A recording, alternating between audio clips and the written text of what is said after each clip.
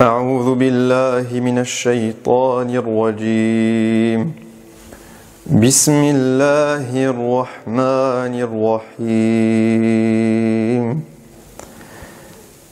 حتى إذا جاء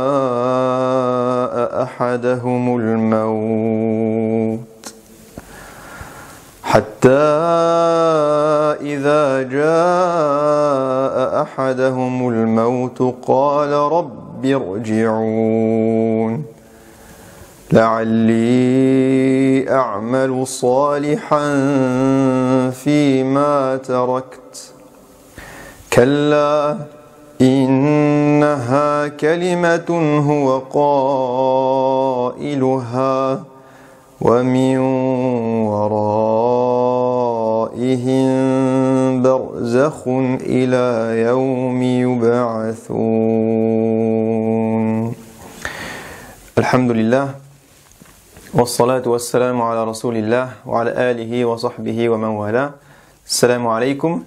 Nous sommes aujourd'hui avec les versets 99 et 100 de Surat al-Mu'minun. Ces versets qui nous ramènent à une réalité incontournable. Une réalité sur laquelle toute l'humanité est unie. Cette réalité, c'est que vous et moi, un jour ou l'autre, nous allons mourir. Et Allah subhanahu wa ta'ala nous le rappelle en ces termes.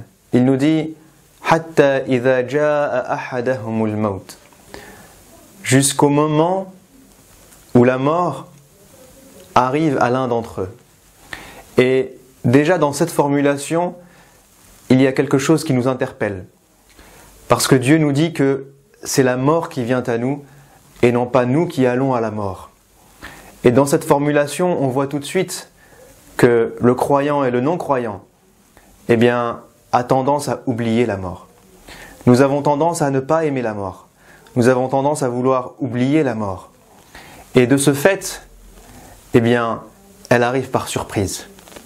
De ce fait, c'est elle qui vient à nous. Nous avançons dans notre vie en l'oubliant et un jour, on se surprend du fait qu'elle nous prend la vie. Et Allah subhanahu wa ta'ala nous le rappelle ici.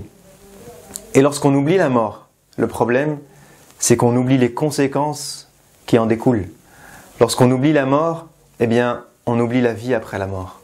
On oublie le jugement. On oublie tout ce qu'il peut y arriver après la mort. On oublie la rencontre de notre Seigneur subhanahu wa ta'ala. On oublie les premiers instants que nous allons vivre juste après notre mort. Et c'est pour ça que Dieu subhanahu wa ta'ala nous les remémore. Et il dit Hatta idha ja'a ahadahumul maut qala rabbi irji'un. À ce moment précis, un certain nombre de personnes, lorsqu'ils verront la mort, eh bien, diront tout de suite Ô Seigneur, fais-moi revenir sur terre. Ô Seigneur, rends-moi la vie. Ô Seigneur, redonne-moi ne serait-ce que quelques minutes, quelques jours, quelques mois supplémentaires. Pourquoi cette demande? La'alli a'malu salihan fima tarakt. Pour que je puisse œuvrer, pour que je puisse faire de bonnes actions dans tous ces domaines que j'ai délaissés. Pourquoi? Parce que le jour où nous mourrons arrive, eh bien, cet événement qui est la sentence, qui est le jugement. Ce jour où nous verrons nos actions publiées devant nous, où nous nous rappellerons de chaque seconde de notre vie. Et là, ces personnes, eh bien, voient dans leurs actions des manquements, voient dans leurs actions un certain nombre de choses qu'ils ont délaissées. Et là, encore une fois, quelque chose qui doit interpeller chacun d'entre nous. Combien de choses nous avons délaissées? Combien de mauvaises actions avons-nous accomplies? Combien de prières est-ce que j'ai loupées? Combien de fois est-ce que je ne me suis pas réveillé pour la prière du Fajr?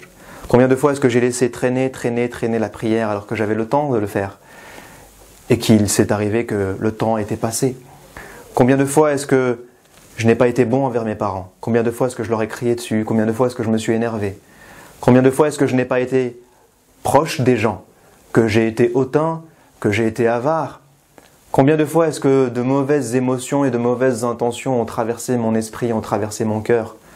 Combien de fois est-ce que j'ai été jaloux d'un tel, orgueilleux envers un tel, mauvais envers un tel? Combien de fois est-ce que j'ai été haineux envers un tel? Combien de fois est-ce que j'ai médit envers un tel? Et ce jour-là, toutes ces actions sont présentes devant nos yeux.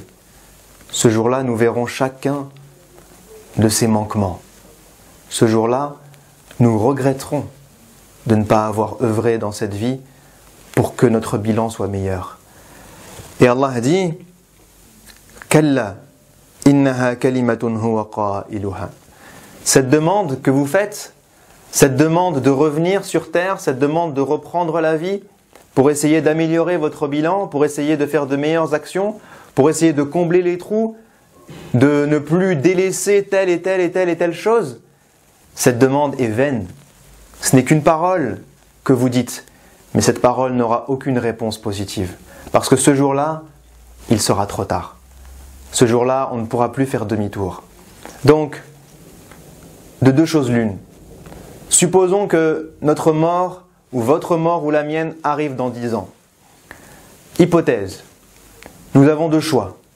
Soit nous continuons sur le même chemin. Soit nous nous laissons aller. Soit nous nous disons « Dieu est miséricordieux et tout ira bien ». Et dans 10 ans, la mort frappera par surprise. Et dans 10 ans, vous verrez vos actions. Et dans 10 ans, vous regretterez et il sera trop tard.